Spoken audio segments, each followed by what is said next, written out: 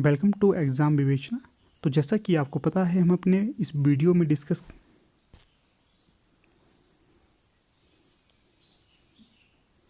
Welcome to exam विवेचना। तो दोस्तों जैसा कि आपको पता है हम अपने चैनल पर डिस्कस कर रहे हैं अति महत्वपूर्ण प्रश्नों के बारे में। तो जितने भी प्रश्न हैं ये पहले किसी परीक्षा में पूछे हुए हैं, इसीलिए इन्हें आगे कंटिन्यू करा गया है। इससे पहले भी बहुत सी वीडियोस को डिस्कस करा है। अगर अभी तक आपने उन्हें नहीं देखा है तो आप जाइए और उन्हें भी देख लीजिए, ठीक है ना। लिंक आपको डिस्क्रिप्शन बॉक्स में मिल जाएगा। इसी के साथ अगर अभी तक आप हमारे टेलीग्राम ग्रुप के साथ नहीं जुड़े हैं तो आप हमारे टेलीग्राम ग्रुप के साथ भी जुड़ सकते हो। उसका लिंक भी डिस्क्रिप्शन बॉक्स में मिल जाएगा। साथ में ही आपको बता देता हूँ, हमारी टीम के द्वारा हिंदी साहित्य के लिए प्रैक्टिस सेट और कोर्स लॉन्च कर दिए गए हैं। खासकर बात की जाए PGT Hindi, TGT Hindi, LT TET और एलटी कमीशन की बात की जाए तो उनके लिए बहुत ही सुंदर और उत्कृष्ट कोर्स लॉन्च कर दिए गए हैं। अगर आप इंटरेस्टेड हो तो संपर्क कर सकते हो। संपर्क सूत्र है 8219312129। ये नंबर आपको डिस्क्रिप्शन बॉक्स में भी मिल जाएगा। आप व्हाट्सएप करिए, आपकी जितनी भी क्वेरी होगी सभी को सॉल्व कर दिया जाएगा। तो चलिए करते हैं आज की वीडियो को स्टार्ट। तो यहाँ पर पहला प्रश्न पूछा गया है, नीचे दिए गए शब्दों का सही संधि वाला विकल्प पहचानिए। षट जमा आनन, इसका क्या होगा? षडानन। जो विकल्प 3 है ये यहाँ पर सही हो जाएगा। अगला प्रश्न देखिए 2, नीचे दिए गए शब्दों का सही संधि वाला विकल्प पहचानिए। तत् जमा अनुसार, तो ये क्या होगा? तदनुसार। विकल्प 3 यहाँ पर सही हो जाएगा। अगला प्रश्न है 3, एक हथौड़ा वाला घर में और हुआ, किसकी पंक्ति है? क्या है पंक्ति? एक हथौड़ा वाला घर में और हुआ, किसकी पंक्ति हो जाएगी? ये महत्वपूर्ण पंक्ति है, केदारनाथ अग्रवाल की ये पंक्ति हो जाएगी। तीसरे का सही विकल्प 3 हो जाएगा। जो केदारनाथ अग्रवाल है इन्हें केन का कवि भी कहा जाता है। केन का कवि इन्हें क्यों कहा जाता है? क्योंकि ये अधिकतर समय अपना जो केन नदी थी वहाँ पर बैठ के व्यतीत करते थे और इसीलिए इन्हें केन का कवि भी कहा जाता है। आपके लिए एक प्रश्न छोड़ता हूँ, आपने बताना है बनारस बाघ नामक लंबी कविताएं किस कवि की हैं? तो इस प्रश्न का अवश्य उत्तर देना है। अगला प्रश्न देखिए 4, नीचे दिए गए शब्दों का सही संधि वाला विकल्प पहचानिए। तो जो शब्द है निजमा सेध, तो इसका क्या हो जाएगा?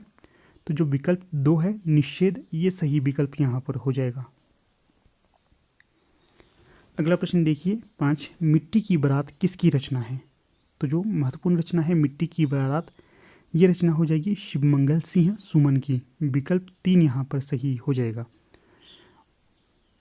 आपको अधिकतर समय में एक रचना पढ़ने के लिए बोलता था रश्मिरथी, तो ये बताना है आपने रश्मिरथी किसकी रचना है और इसका मुख्य पात्र कौन है।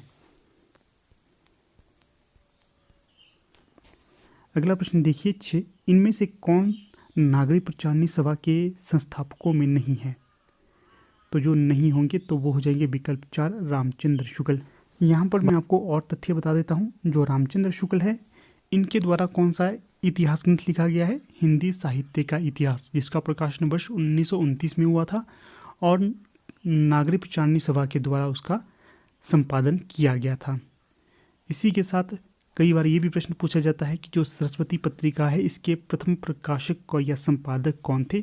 तो ये श्याम सुंदर दास थे। इनके द्वारा 1900 में इस पत्रिका का संपादन किया गया था।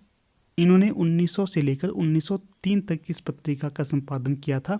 उसके पश्चात 1903 से लेकर 1920 तक जो महावीर प्रसाद द्विवेदी है उन्होंने इसका संपादन किया था। और जो महावीर प्रसाद द्विवेदी थे इन्होंने इस पत्रिका के सुधार में महत्वपूर्ण योगदान दिया था, इसका भी ध्यान रखिएगा। इसी के साथ यहाँ पर मैं आपको एक बात बता देता हूँ, हम जितने भी वस्तुनिष्ठ प्रश्नों को डिस्कस करते हैं या वन लाइनर प्रश्न हो, इन सभी को आपने एक नोटबुक में नोट डाउन करना है। देखिए प्रतिदिन हम 20-25 प्रश्न को डिस्कस करते हैं, उसी के साथ कुछ तथ्य मैं आपको और बता देता हूँ। इसके साथ लगभग 30-40 प्रश्न ये हो जाते हैं जिन्हें हम डिस्कस करते हैं। अगर आप इन्हें नोट डाउन करते रहेंगे तो आपके पास एक बहुत बड़ा भंडार हो जाएगा प्रश्नों का, ठीक है ना। तो इस प्रकार की आप युक्तियाँ लगा सकते हैं जिससे आपको परीक्षा के समय रिवीजन करने के लिए लाभ मिल जाए, ठीक है। तो चलिए करते हैं अगले प्रश्न को डिस्कस। नीचे दिए गए शब्द का सही संधि विच्छेद वाला विकल्प पहचानिए। तो शब्द है दिग्गज, इसका जो सही संधि विच्छेद हो जाएगा विकल्प 2 दिक जमा गज। अगला प्रश्न देखिए 8। तो इसमें पूछा गया है हिंदी साहित्य के प्रथम इतिहासकार कौन हैं। तो जो गारसा दत्तासी है ये हिंदी साहित्य के प्रथम इतिहासकार हो जाएंगे। इनके ग्रंथ का क्या नाम है? इस्तवार दला लित्रेउतर एंदु ये एंदुस्तानी। ध्यान रखना है आपने, इस्तवार दला लित्रेउतर एंदु ये एंदुस्तानी। और ये किस भाषा में लिखा गया था ये प्रश्न आपके लिए छोड़ देता हूँ। और इसका प्रकाशन वर्ष भी आपने बताना है कि इसका प्रकाशन वर्ष कब किया गया था। अगला प्रश्न देखिए 9। नीचे दिए गए शब्दों का सही संधि वाला विकल्प पहचानिए। तो परम जमा ईश्वर का क्या होगा? तो ये हो जाएगा परमेश्वर। आगे है भारतेंदु ने दिल्ली दरबार दर्पण निबंध को किस शैली में लिखा था। तो जो भारतेंदु हरिश्चंद्र थे इन्होंने दिल्ली दरबार दर्पण निबंध को वर्णनात्मक शैली में लिखा था। इसका ध्यान रखिएगा, इंपॉर्टेंट प्रश्न है ये वाला। अगला प्रश्न है 11। नीचे दिए गए शब्द का सही संधि विच्छेद वाला विकल्प पहचानिए। तो शब्द है संविधान। तो इसका जो संधि विच्छेद हो जाएगा विकल्प 3 सम जमा विधान। तो इसका हो जाएगा संविधान। अगला प्रश्न देखिए 12। न्यूनिया हजारी प्रसाद द्विवेदी के किस उपन्यास का चरित्र है।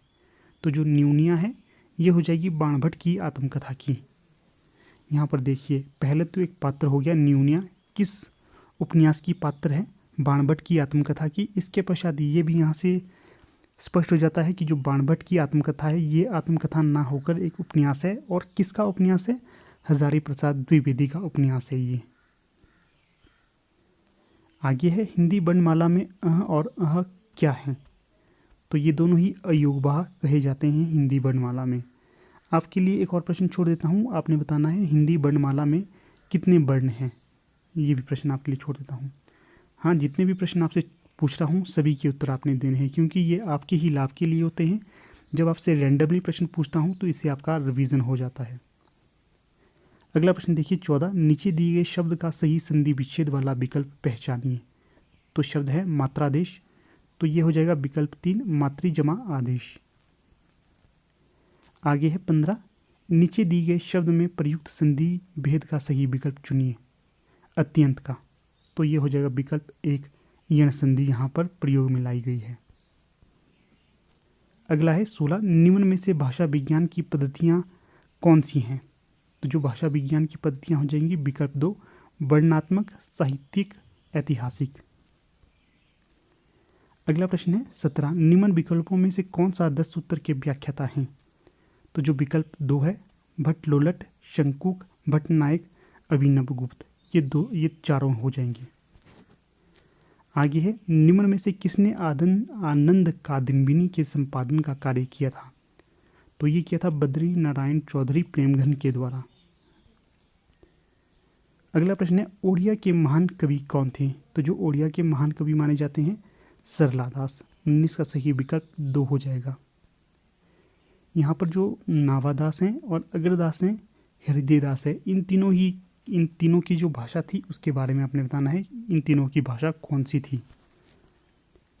आज का अगला और अंतिम प्रश्न है व्यंजन का व्यंजन से अथवा किसी स्वर से मेल होने पर जो परिवर्तन होता है उसे क्या कहा जाता है।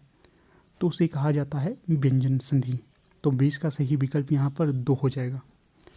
तो ठीक है, अब हमारी वीडियो का समापन हो जाता है। मुझे आशा है कि आपको ये वीडियो अवश्य लाभ प्रदान करेगी। ठीक है, तो वीडियो को ज़्यादा से ज़्यादा लाइक कीजिएगा, शेयर कीजिएगा, चैनल को सब्सक्राइब अवश्य कीजिएगा। तो ठीक है, धन्यवाद।